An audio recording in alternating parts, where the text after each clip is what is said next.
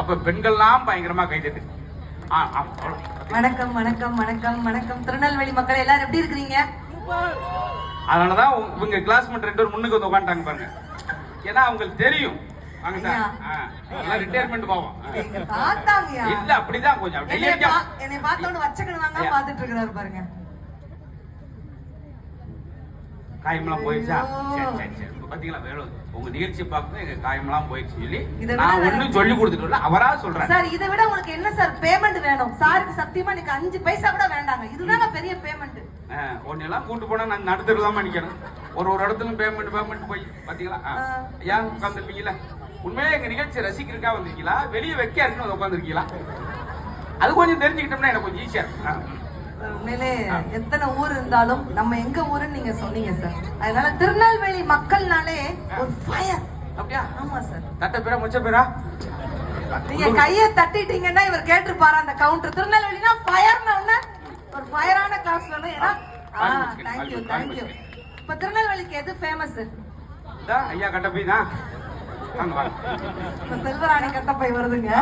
திருநெல்வேலிக்கு எதுக்குங்க ஃபேமஸ்? அல்வா. வேற திருநெல்வேலி எது ஃபேமஸ்? அருவா. வேற திருநெல்வேலிக்கு எது ஃபேமஸ்? ஒரு ஆளை பிடிக்கணும்னா அல்வா, அதே ஆளை போட்டு தள்ளணும்னா அருவா.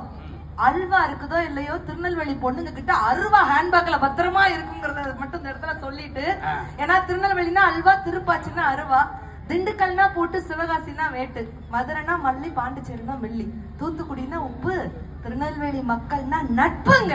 இந்த நட்புக்கு பேர் போய் வந்திருக்காங்க பாத்தீங்களா சார்? உங்க கைதட்ட வாங்கினா உங்களை பொழுதுகிட்டே இருந்தா தான் முடியும் போல.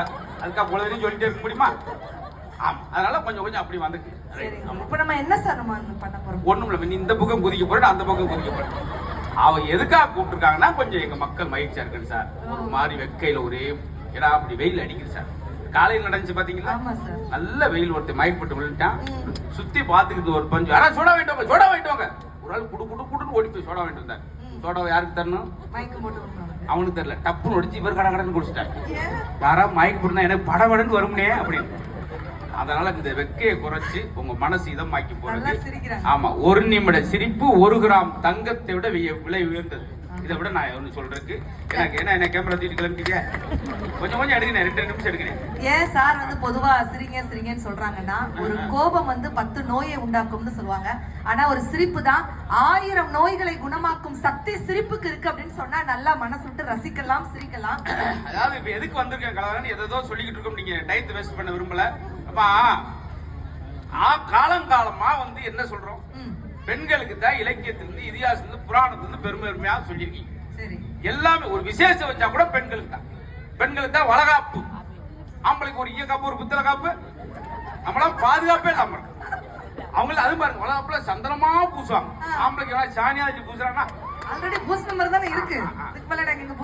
சார் இந்த ஆடியன்ஸ்ல பாருங்க சார், என்னுடைய பெண்கள் பாருங்க சார், அப்படி சிரிச்ச முகமா உட்கார்ந்துருக்காங்க. அப்ப நாங்க சிரிச்ச முகமா இருக்காங்களா? அவரும் சிரிக்கிறாங்க, அங்கங்க சிரிக்கிறார்ல. நாங்க தாய் குளம். அப்ப நாங்க தப்பு குளமா? அப்படி வேகமா போயிடுவான். தாய் குளம் தப்பு குளம் அவ்வளவுதான். ரொம்ப நீங்க யோசிச்சு என்னையா சம்பந்தம்லாம் நாங்க பெடக்கோழி மாதிரி உங்க வீட்டுக்கு வர்றோம் சார். அதாவது என்ன சார் நாங்க சொல்றோம்னா சார், அவங்களுக்கு நல்ல பேர்லாம் சொல்ற மாதிரி எங்களுக்கு என்ன பூக்களுக்கெல்லாம் அவங்க பேர் சொல்றீங்க. ஆமா சார். வரவேலுக்கு பூரா அவங்க பேர் தான் சொல்றீங்க. இன்னும் பாருங்க, பெண்கள் நாட்டின் கண்கள். ஆமா சார். எங்க ஆம்பளை உலையா உழைக்கும்ல, எங்க ஆம்பளைக்கு ஆண்கள் ஒரு மூக்குகள் இல்ல, ஆண்கள் ஒரு நுரையீரல்கள், ஒன்னோட சுருக்கமா ஆண்கள் ஒரு பித்தப்பை. அப்படின்னா நாங்க கட்டப்பையில போட்டு அங்க பாட்டு போய்கிட்டு இருப்போம்ல.